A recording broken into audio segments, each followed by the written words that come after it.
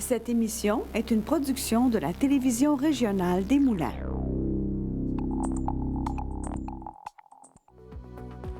Avec la collaboration de la Chambre de commerce et d'industrie Les Moulins. Le CFP des Moulins, fier partenaire de Fibre E.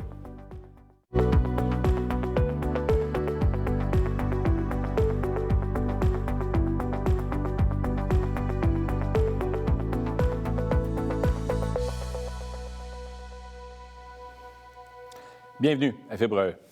Prendre la voie de l'entrepreneuriat demande du courage et de la détermination. Il faut aussi être prêt à faire face à toutes les intempéries que la vie nous réserve. Toutefois, pour vivre son rêve de gérer une entreprise, ils sont bien souvent prêts à tout. Ils ont cette énergie nécessaire pour mener à terme leur projet. Ce sont des qualités qu'on retrouve, entre autres, chez Gilles Fournier, président d'Informatique Amérix. Gilles, bienvenue à Fibre E. Merci. C'est le fun que tu sois avec nous. Effectivement, tu as cette détermination-là, cette passion qui t'habite. Mais tu as un parcours un peu différent, là. Tout a débuté où tu voulais te mettre au courant, un jeu de mots, parce que tu as étudié en électricité. Tout à fait. Et là, de là, qu'est-ce qui est arrivé qui fait que là, tu te retrouves en informatique? Il s'est passé une couple de bebelles. Oui, bien, depuis toujours, j'ai toujours voulu être entrepreneur. Dans ma famille, je ne viens pas d'un milieu d'entrepreneur. Il y en a quelques-uns qui, avec les années, sont devenus. Puis j'étais jeune, je disais à mon père, un jour, j'aurai mon entreprise, puis je vais avoir plein d'employés, puis bon, j'ai pas tant d'employés que je voulais à ce moment-là, mais sauf que je deviens d'un milieu rural, près de Rimouski, donc les emplois, habituellement, c'est plus des emplois que tu vas travailler pour quelqu'un au lieu d'être dirigeant, puis comme une famille plus humble, avec moins de moyens un petit peu, mais c'est pas grave, j'avais quand même cette ambition-là. Fait que j'ai été étudier au secondaire, là, que j'ai fait un cours de professionnel. L'électricité, c'était bien, quand même bien d'avis. Fait que j'ai fait un cours d'électricien. Mais il y avait un délai avant de pouvoir commencer à travailler d'environ 2 ans. J'attendrai pas chez nous. Mais le petit rêve d'avoir une entreprise est toujours là, mais peut-être en une business là-dedans.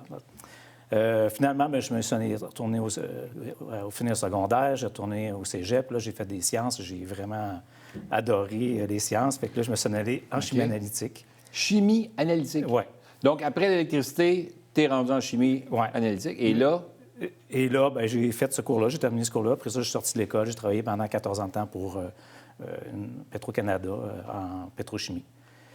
Puis, en parallèle à ça, mon frère, qui lui étudiait en informatique, il m'a dit, c'est un programmeur analyste, fait qu'il me dit, Gilles, il dit, j'ai inventé une coupe de logiciels, puis je pense que je serais capable de faire des logiciels sur mesure pour les entreprises, pour les PME.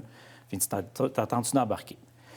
Je me suis dit, c'est sûr que j'avais toujours le trip, fait que oui. Puis, en même temps, pendant ce temps-là, je gérais une ligue de hockey. Donc, j'avais besoin de gérer mes abonnements puis tout ça. Puis, je gérais une ligue de hockey ou une compagnie. C'est pas super. Tu as vu ça pareil, toi, là? Oui, c'est pas tout à fait pareil. OK. Mais ça me faisait pas peur. Puis là, dans le processus, j'ai dit, OK, parfait. J'ai commencé à apprendre. On a pris un cours lancement d'entreprise parce que j'avais besoin de base de comptabilité. Non, j'avais pas ces aptitudes. Tu ne sentais pas avoir ces aptitudes-là? Je ne les avais pas. Fait que ça, en faisant un cours lancement d'entreprise, c'est venu nous aider à faire notre plan d'affaires, à apprendre des notions, augmenter nos compétences de ce niveau-là. Et puis, c'est ça. Fait que là, on est arrivé à un point, on a dit, parfait, on démarre l'entreprise. Fait qu'au début, je travaillais sur les chiffres, fait que j'étais capable de faire les deux. Mais on est arrivé à un point où l'entreprise a vraiment pris de l'ampleur, fait que là, je ne pouvais plus faire ça. Fait que, avec mon épouse, on a changé de maison, on a décidé de prendre un plus petit salaire, et puis, un peu fou, là, l'entrepreneuriat, fait que c'est ça.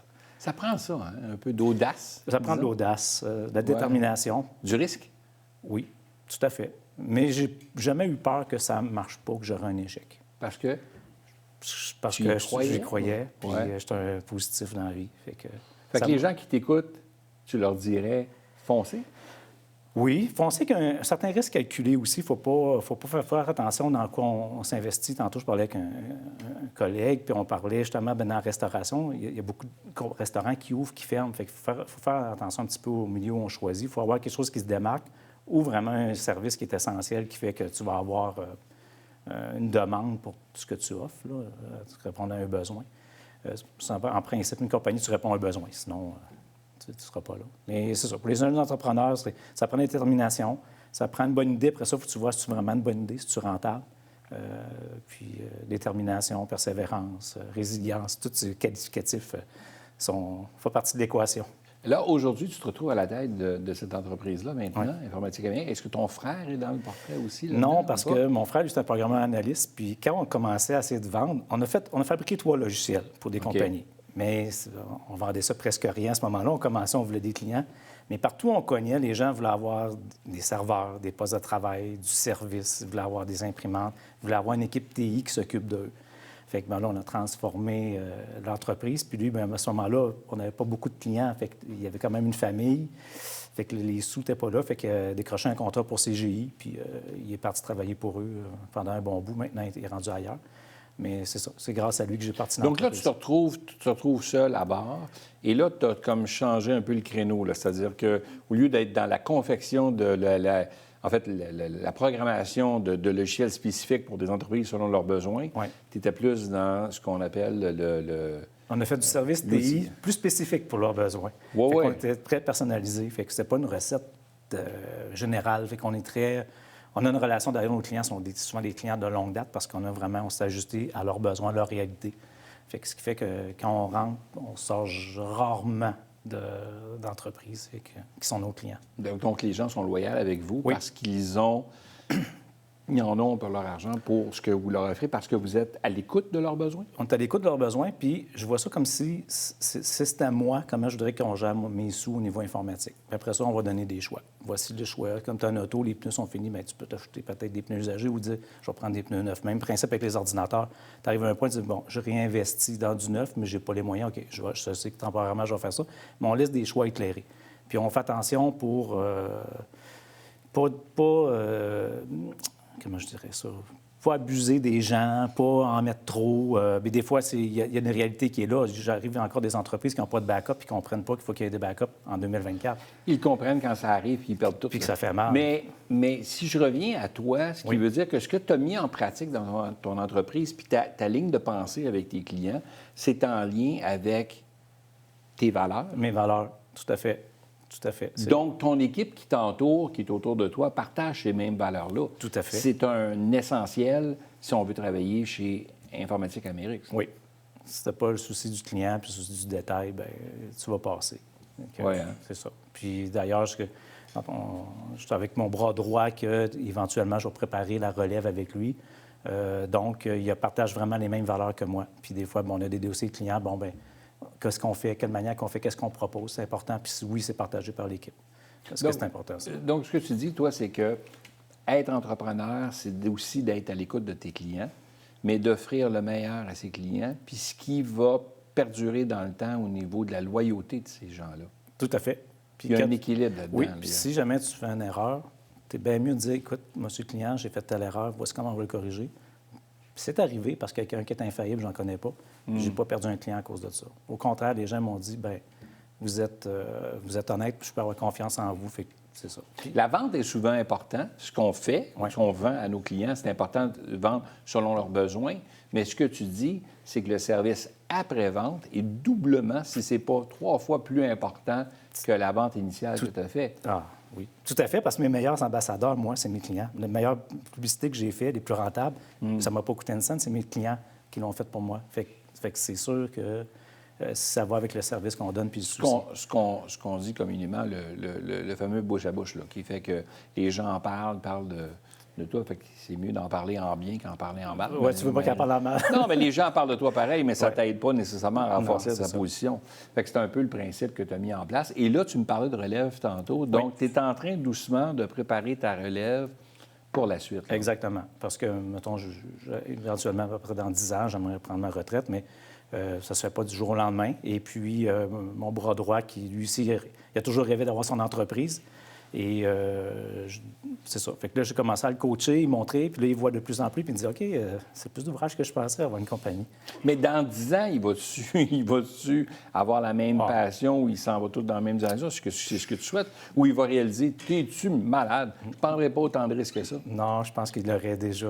il le voit déjà. Il le voit déjà, là. Oui. Ça fait 1 an et demi qu'on a commencé le training puis le processus. Fait que... Qu'est-ce que tu ferais différent, Gilles, aujourd'hui, avec l'expérience que tu as quand tu vas pour l'entreprise? Est-ce qu'il y a des choses que tu ferais différemment? Je pose souvent la question, je le dis, c'est parce que les gens qui nous écoutent se disent l'expérience, c'est quelque chose, tout ce que tu as acquis au fil du temps, mais Oui, certains choix de logiciels ou de technologie ou d'implantation qu'on a fait, je prendrais le temps de plus le mûrir puis j'accorderais des budgets requis. OK. Nécessaires. Puis souvent, c'est une erreur que les entreprises font parce qu'ils disent un logiciel, il coûte tant. Mais Ouais. ils oublient l'aspect implantation. Puis souvent, tu vas avoir des dépassements de coûts dans des projets informatiques. C'est parce qu'il y a des budgets qui ont été sous-estimés. Fait que, puis ça, bien, nous, on a fait un peu des fois, on l'a appris des fois, fait que ça serait un meilleur choix de ce côté-là. Pas hésiter à s'entourer de personnes compétentes. Fait que si on parle d'une bonne firme comptable, puis conseiller juridique, ça aussi, c'est à faire, je te dirais que c'est un bon bagage à avoir, là. Comme entrepreneur, tu dis que tu ne peux pas tout savoir. Un entrepreneur, ça ne sait pas tout. C'est un bon... Moi, je qualifie les entrepreneurs comme étant des chefs d'orchestre. Hein? Tout à fait. Quand tu es un chef d'orchestre, tu n'es pas nécessairement un violoniste ou un saxophoniste ou un claviériste ou un drummer, ou tu n'es pas à la batterie, mais tu es quelqu'un qui orchestre le tout, qui fait qu'à un moment donné, ça sonne bien, puis tu as une belle symphonie. C'est entièrement ça. Puis moi, si je peux avoir le plus de gens compétents autour de moi, même plus compétents que moi, c'est parfait. Je vais pouvoir jouer au golf. Oh! C'est bon, on est rendu là. OK. Fait que ça te permet d'avoir une tranquillité d'esprit comme entrepreneur, que ton entreprise roule bien selon tes valeurs, selon ta vision. Mais qu'est-ce qu'on peut souhaiter à l'entreprise pour la suite des choses dans les 10 prochaines années? Oui, une relève qui se prépare, mais on veut que ça continue. Continuer à croître, oui. On veut prendre la croissance, on veut augmenter le volume, les employés, on veut avoir une bonne visibilité, puis oui, on a quand même une bonne notoriété, mais l'augmenter, puis prospérer. Hein? Bien, tu as fait un bon choix. Tu es devenu membre d'une chambre de commerce. Pourquoi? Bien, parce que je crois toujours... C'est pas ma première chambre de commerce où je suis membre, mais c'est important d'aller se faire voir. C'est important d'aller rencontrer des gens. Si on veut se faire connaître, on reste chez nous, on ne se fera pas connaître. Les gens ne nous verront pas. Une chambre de commerce, c'est un bon endroit pour faire du réseautage, pour faire des nouvelles connaissances. Ça ne veut pas dire que toutes les fois que tu vas aller à la chambre de commerce, tu vas sortir avec un nouveau client, mais tu t'es présenté, puis ça reste dans l'esprit des gens, puis c'est important de bien se présenter, puis d'être gentil et courtois, et d'écouter les autres. D'ailleurs, j'ai eu une petite séance dernièrement, une introduction dans une chambre de commerce où on parlait de l'écoute active, puis c'est très important. Et effectivement. Puis le lendemain, j'ai suivi le conseil. J'ai envoyé des emails aux gens que j'ai rencontrés. Bref, c'est la chambre de commerce des Moulins. Oui. Mais oui, c'est ça. Être membre de chambre de commerce, c'est important pour cultiver son réseau puis se faire connaître. Fait que la publicité, c'est important aussi selon notre type d'entreprise, avec notre clientèle cible. Mais nous, on s'adresse vraiment aux entreprises. C'est B2B, fait qu'à ce moment-là, c'est d'aller... Les entrepreneurs sont où? Bien, ils sont dans les chambres de commerce. Bien, on le dit, hein? Quand tu es entrepreneur, plus tu connais de gens, plus il y a de gens qui te connaissent, mieux ton entreprise s'en porte. D'accord. Non, tout à fait. Gilles, merci d'avoir été là. Tout le temps qu'on avait, mais c'était un réel plaisir de te recevoir à l'émission. Merci à toi.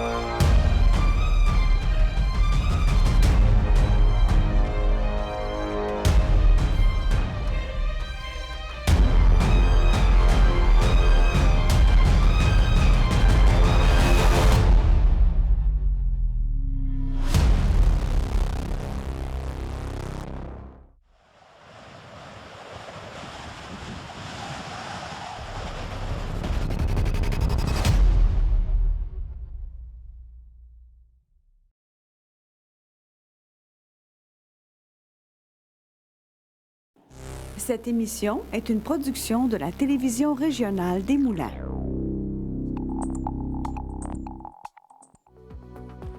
avec la collaboration de la Chambre de commerce et d'industrie Les Moulins. Le CFP des Moulins, fier partenaire de Fibre E.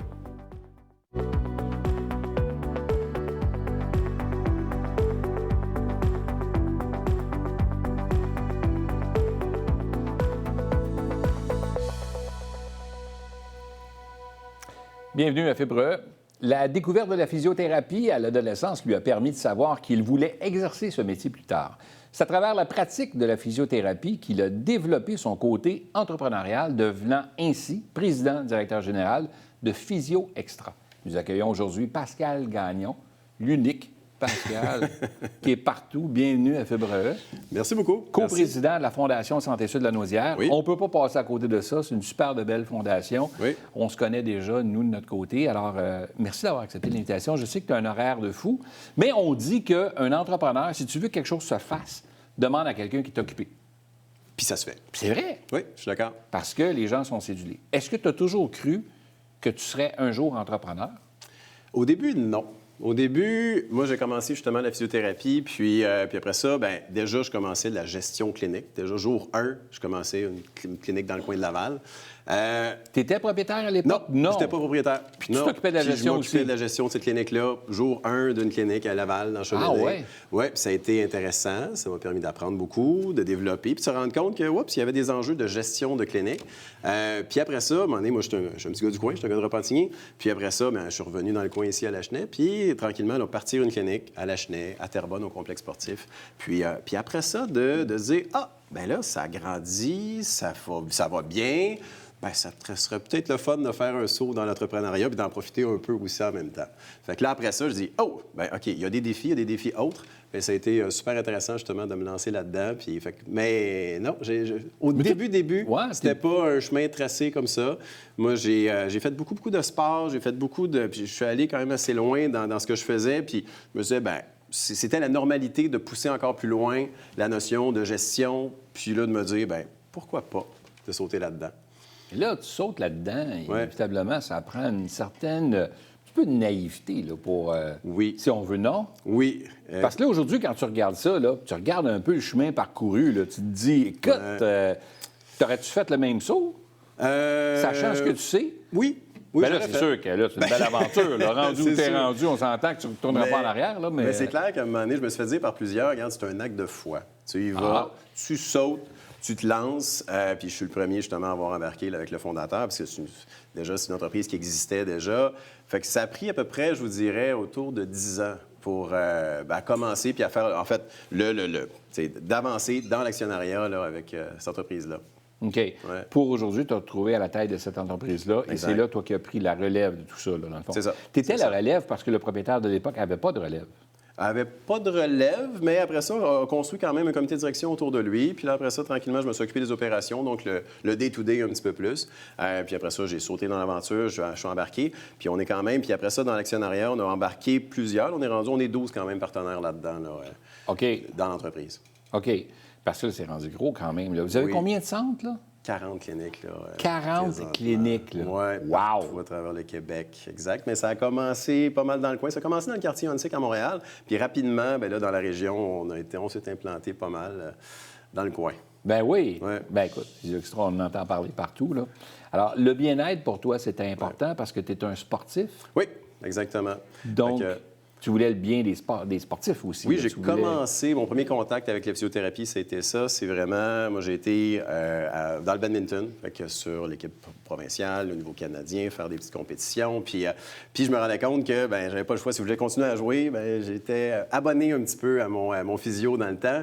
Qui d'ailleurs a commencé à travailler chez nous après une couple d'années. Non. Ça a été super le fun. Ça a Ben été le fun, des ça. belles retrouvailles. Ouais. Mais finalement, ça m'a permis de prendre conscience que c'était bien important, justement, oui, le niveau haute performance, bien, ça venait avec la physiothérapie. Fait que j'ai appris là-dedans, puis ça m'a permis puis là, je continue aussi à m'impliquer dans les milieux sportifs, que ce soit au baseball, que ce soit dans différents sports, comme physio aussi, pour être sûr que bien, nos sportifs de la région sont bien accompagnés.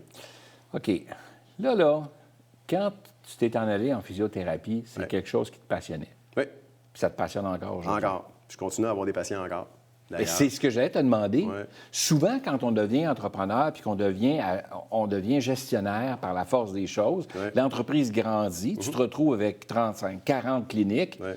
tu n'as plus le temps de faire de la physiothérapie. Là. Et pourtant, tu as réussi à te garder du temps pour recevoir tes clients pareils. Oui, je continue à avoir, je fais à peu près 5-6 heures de pratique avec une dizaine de patients que je vois par semaine. Premièrement, parce que j'aime ça. Ça, c'est la vraie raison, c'est J'imagine, ça. ouais. Puis deuxièmement aussi, ça me permet, en fait, de voir exactement tout ce qu'on fait, tout ce qu'on prend comme décision, puis de le tester moi-même aussi. Sur le terrain. Sur le terrain, d'être OK. groundé. Puis j'enseigne un petit peu à l'université à Montréal aussi, puis dans différentes universités aussi. Puis dans ma tête, quand j'étais étudiant, des profs qui ne touchaient plus à aucun patient perdaient un petit peu de crédibilité. fait que moi, je me suis tout le temps dit, si j'enseigne à un moment donné, bien, c'est clair que je vais continuer aussi à avoir des patients. Puis ça me force à me renouveler puis à rester vraiment en contact avec ce qui se dit, ce qui se fait dans la science aussi, là, pour avancer. Les gens t'écoutent, là, puis si les gens ont bien écouté, là, j'ai dit en entrée de jeu que tu étais coprésident de la Fondation Santé Sud de la Naudière. Ouais. Tu t'impliques dans ta communauté, tu redonnes aux suivants, tu as 40 cliniques, tu es rendu gestionnaire, tu continues à faire de la physiothérapie et tu enseignes à l'université. Mais comment tu fais pour faire tout ça en même temps? En fait, c'est de la structure. C'est de la structure, c'est de l'organisation, c'est la gestion de priorité, c'est la gestion des équipes aussi en même temps. Là, je viens de prendre une décision importante, justement, qui a toute la... De venir à Fibreux. Oui, c'était une décision super, c'est pour ça que tu allais dire? importante. OK. Oui. Mais la notion plus opérationnelle. Avant ça, dans chacune des cliniques, on a des directeurs de clinique. Puis après ça, ces directeurs-là sont gérés par des directeurs régionaux qui gèrent un certain nombre qui gèrent un territoire, finalement. Puis moi, je gérais ces directeurs-là. Mais là, finalement, j'ai passé la relève de ce côté-là au niveau opérationnel à une excellente gestionnaire aussi qui prend tout ça. Fait que tout le volet opérationnel, moi, ça me permet de me retirer. Puis là, c'est un grand, ça fait 25 ans que je fais des opérations. Puis là, de me retirer comme ça depuis 2-3 mois, puis de me dire, oh, là, Tu as j'ai du quelqu'un temps. à qui te confier, là. Puis que j'ai entièrement confiance aussi, puis que j'ai confié vraiment le volet opérationnel. Fait que ça me donne le temps de venir à Fibre E, justement, et de faire, puis d'avancer, puis de penser un petit peu plus macro-stratégie. Puis, en fait, ça me permet justement de mieux structurer ce que j'ai besoin de faire. Qu'est-ce que tu entrevois pour la suite? En fait, notre groupe va continuer à grandir. On veut continuer à grandir aussi. Comme dans plusieurs domaines, c'est un marché de consolidation. On a décidé d'être ceux qui allons aller de l'avant. Il y a encore de la place pour nous pour grandir, pour avancer quand même pas mal plus loin. Puis si on veut continuer à grandir au Québec, là, présentement, on a une planification stratégique assez agressive pendant les 4-5 prochaines années. Puis ça va nous occuper à temps plein encore. J'imagine. Oui. Quand tu as des partenaires comme ça, les gens qui nous écoutent et qui disent, OK, quand je suis seul à bord de l'entreprise, bien, au moins, je peux décider si je tourne à gauche, si je tourne à droite ou si j'avance, si j'arrête. Là, de ton côté, tu as 12 joueurs qui sont avec toi, des partenaires qui sont là. Est-ce que c'est plus facile ou plus compliqué ou plus contraignant? En fait, il y a une différence avec les actionnaires donnent leur confiance au conseil d'administration. On a un CA, on a un conseil d'administration formé. Comme un 9. organisme, dans le fond. Oui, c'est ça. Fait qu'on est 9. Il y a 3 externes aussi. Puis le président du CA, c'est un externe qui s'appelle Michel Clair. Michel qui a été impliqué en politique, qui a été impliqué dans la santé en privé énormément. Puis il agit comme un sage, finalement, pour nous donner un gros coup de pouce en termes de structure, avec 2 externes qui pilotent des comités aussi. Puis dans le fond, les actionnaires ont donné le pouvoir au conseil d'administration de gérer l'entreprise aussi. Fait que les actionnaires restent un peu à l'écart, donnent leur input aussi dans des rencontres d'actionnaires ou à l'Assemblée générale. Mais le conseil va prendre des décisions aussi une fois au trimestre sur l'alignement, sur la planification stratégique. Fait qu'on a réussi à dissocier un petit peu actionnaires et conseil d'administration, puis d'avoir des externes a donné une rigueur qui a été bien appréciée, je dirais.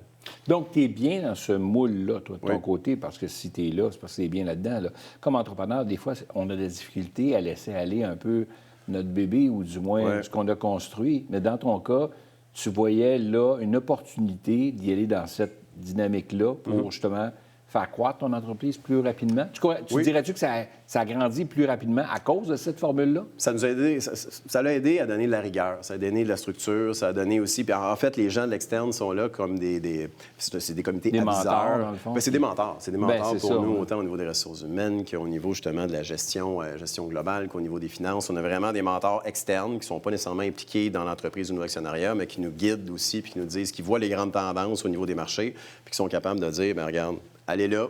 Puis là, moi, ça m'aide énormément. Ça nous aide grandement aussi. Fait que ça permet, parce que oui, mon boss se trouve à être le conseil d'administration, là, finalement. OK. Ouais. OK. Quand tu regardes toute l'évolution de tes cliniques, là, Ouais. puis tu regardes tout ça, tu regardes ça un peu froidement, là, tu te recules, puis tu regardes tout ça. T'as des nausées par moment ou t'as... Ben, de la fierté. Fierté. Oui, plus de la fierté que des nausées. Oui. Oui, bien en fait, parce qu'on regarde comment ça grandit. Puis on avait une vision quand même d'aller là. Puis après ça, moi, ce que je vois, c'est la fierté. Puis on vient de prendre le temps de regarder combien de personnes on aide à toutes les années. Puis parce que je me fais souvent poser la question, puis ultimement, je pourrais travailler comme physio chez nous ou dans un... comme travailleur autonome puis d'aider quelques patients, 10, 14 patients dans la journée. Mais là, finalement, quand on prend le temps de regarder que dans le réseau complet, par année, on est rendu à 50 000 patients différents qu'on aide. 50 000? Oui, Wow. dans le réseau complet. Puis là, je me dis, fait que là, le mot fierté ressort un petit peu plus pour dire, ben écoute, on a changé la vie, positivement, j'espère, de 50 000 patients au Québec. Fait que c'est Avec les c'est services pour ça, que vous avec les offrez. services qu'on offre là, dans nos cliniques. Ouais. Donc, tout ça vient jouer dans la même ordre d'idée que tu avais au tout départ. C'était d'aider ton prochain par la physiothérapie, Ouais. qui était un outil que tu utilises, dans lequel tu es passionné. Oui. Donc, en le faisant de cette façon-là, tu n'aides pas seulement 14 patients, mais tu aides beaucoup plus. Plusieurs que ça. patients. Ouais. Puis au-delà de la physio, c'est de dire que c'est vraiment toute la réadaptation au complet, que ce soit de l'ergothérapie, ça peut être la santé physique, la santé mentale, aussi qu'on a commencé à travailler dans nos cliniques aussi, donc encore plus depuis la pandémie. Il y a des grands besoins de ce côté-là. Après ça, les ostéopathes, les massothérapeutes, les acupuncteurs, les kinésiologues. On a des belles équipes, justement, qui sont formées aussi. Fait que c'est vraiment L'éventail est plus grand que seulement que la plus grand que juste la physiothérapie, là. physiothérapie, c'est ça. OK, ce qui fait qu'on est capable de toucher à tous les sphères pour bien accompagner la personne qui vient vous consulter, Oui. dans le fond. Là. Le principe de one-stop shop, un petit peu. Dirais-tu que c'est tes valeurs, ça, qui ont été mis de l'avant dans Ouais. ça? Oui, C'est un peu ce que tu souhaitais, là? Oui, fait que moi, j'ai tout le temps voulu aider le prochain, aider la communauté aussi. Là, ça me touche pas mal, je m'implique un peu. D'où les causes, oui. Ben, c'est ça. Puis après ça, d'être capable de... Moi, fondamentalement, je suis un thérapeute. Ouais. Fait qu'un patient vient me voir, je veux l'aider. Ouais. Puis je trouve le moyen, par tous les moyens possibles. Si c'est pas moi, ça va peut-être être le médecin avec qui je collabore, ça va être un autre thérapeute qui va l'aider. Mais je vais essayer de l'aider du mieux que je peux. Là. Pascal, merci de ta présence parmi nous. Ça fait plaisir. C'était bien le fun. Ça fait plaisir. Ben, Fait que merci à toi. Très instructif. Good.